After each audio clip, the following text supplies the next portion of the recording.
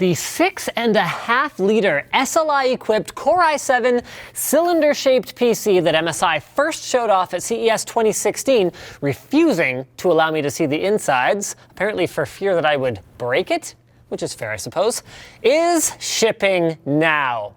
So after all the waiting then, I have finally got my hands on a finished unit of the MSI Vortex G65 to validate their claims that it is fast, small, and quiet, while looking, in my eyes, pretty freaking cool. Let's get down to it.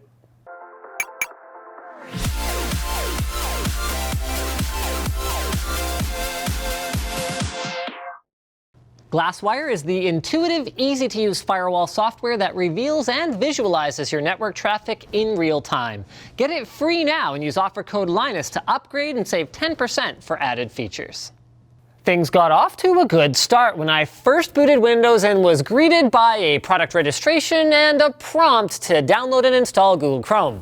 A nice touch, by the way, to not even pre-install your bloatware, making it truly optional. Then took a turn down Poohstick Avenue with a gigantic Norton registration pop up. Let's see what else is on here. Some of this stuff is okay. Afterburner for overclocking the video card, their Nahimic DSP utility, and the 1-year XSplit Gamecaster license I can live with. But battery calibration doesn't have a battery. MSI social media collection? The help desk seemed like a good idea, but most of what's in here feels even less useful than in Windows' own help tools. Let's move on to hardware. Things get a lot more impressive here. Measuring a mere 10.5 inches tall and about 7.5 inches in diameter, the entire computer is not that much bigger than a single GTX 980 reference card. And it's got 2 GTX 980s inside. Not to mention, it has something the 980 never had: RGB lighting. I guess that explains the $4,000 asking price. In terms of I/O, there's nothing at the front but a power button, but I don't really mind that, given how easy the system is to reach around to the back for fairly easy access to most of the ample connectivity.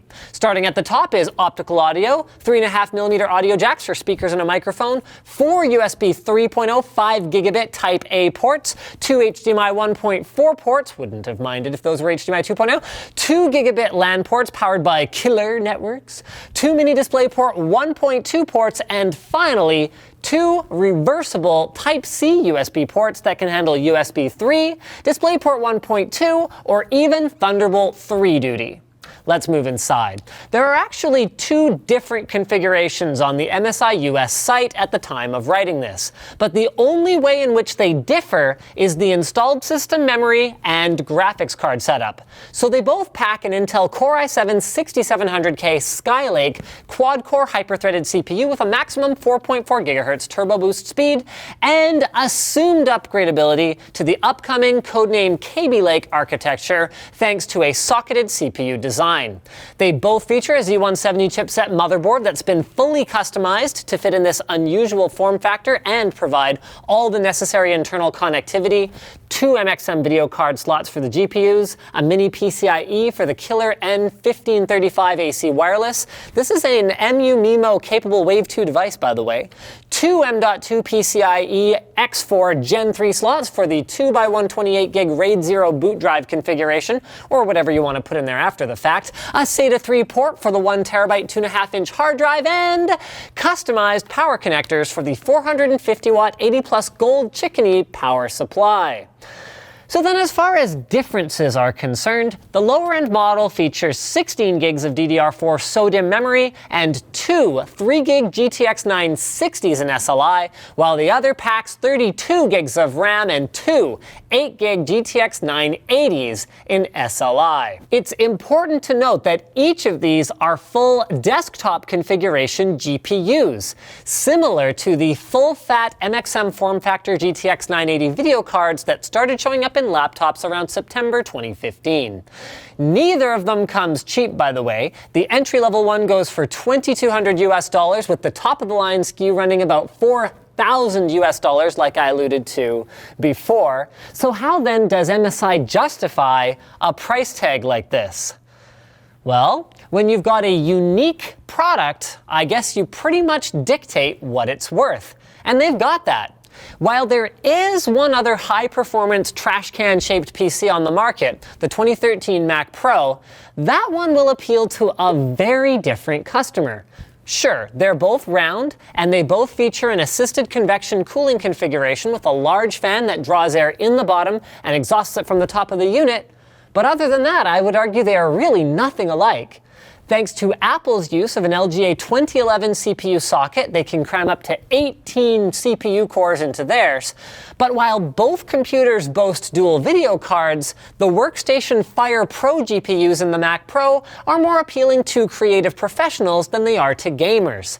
The Vortex G65's LGA 1151 socket can, by contrast, hold only a maximum of 4 CPU cores, but this feels like a sensible direction given that more than 4 CPU cores hasn't been demonstrated to help with straight gaming. I've got a video, by the way, showing what it takes to finally overwhelm an 8-core Extreme Edition. Check that out here.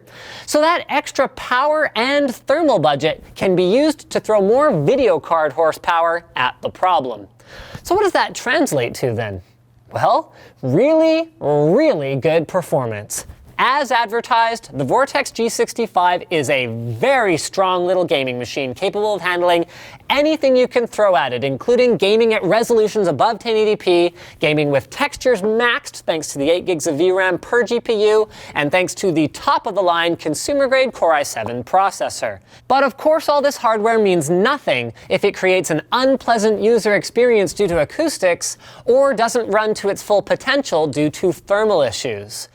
And I'm pleased to report that the acoustics, much like the Mac Pro, are shocking, with the tower emitting only an unobtrusive low hum even while gaming, and the thermals are pretty darn good. On the GPUs, you'll see about 75 degrees in our Crysis 3 Skybox and Unigine Heaven tests, and while under full CPU load in IDA 64, that's without the GPUs doing anything by the way, the CPU did sit in the low 80s in a 19-degree ambient room.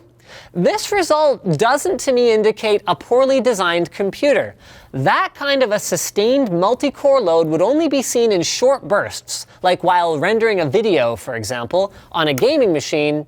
So all it means to me is that I probably wouldn't find myself overclocking this system in spite of its advertised overclockability.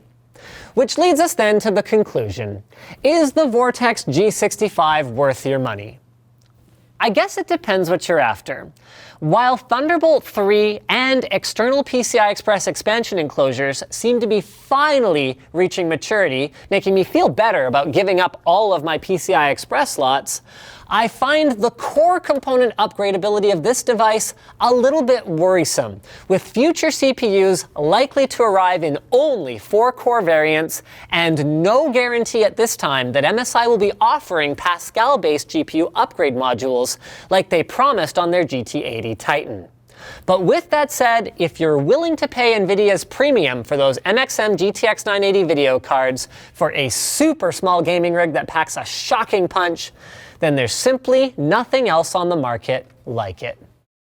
And we're back with another offer from our friends at massdrop. If you guys aren't familiar with massdrop, head over to their site. It's linked in the video description. They've got all kinds of cool stuff. Everything from, wow, my tablecloth's going away. That's okay. They don't have tablecloths, as far as I know, but they do have things like knives, drones, audiophile gear like headphones, amps and DACs, keyboards, all kinds of cool stuff, camping supplies even. And the way it works is the community says, hey, we want to buy this thing, but it's kind of expensive. And massdrop goes, yeah, okay, cool. We'll go to the manufacturer, we'll get them to slash the price as long as a bunch of you guys agree to buy it. So the more people glom onto a drop, the further down the drop goes to a maximum limit. And they've got a pretty cool offer to talk about today. This is the AKG K553 Pro headphones. They feature a closed yet open design, which offers the noise isolated qualities of closed back headphones with a more expansive soundstage. It's an over-ear headphone with soft leather red ear pads. It terminates in an 1/8 inch or a 3.5mm jack, but also includes a 1/4 inch adapter and features 50mm drivers. It's got an MSRP of $299, but it's available on massdrop for $119.99 at the lowest drop. So check out the link in the video description. That is draw.ps/LTT-553. Thanks for watching, guys. If this video sucked, you know what to do. But if it was awesome, get subscribed, hit the like button, or even consider supporting us directly by joining our forum, using our affiliate code to shop at Amazon, instructions up there, buying a cool shirt like this one, or even with a direct monthly contribution. Now that you're done doing all that stuff, you're probably wondering, what should I watch next? So click that little button up there to check out our latest video on channel Super Fun, where the boys and I, well, we do something super and it's fun.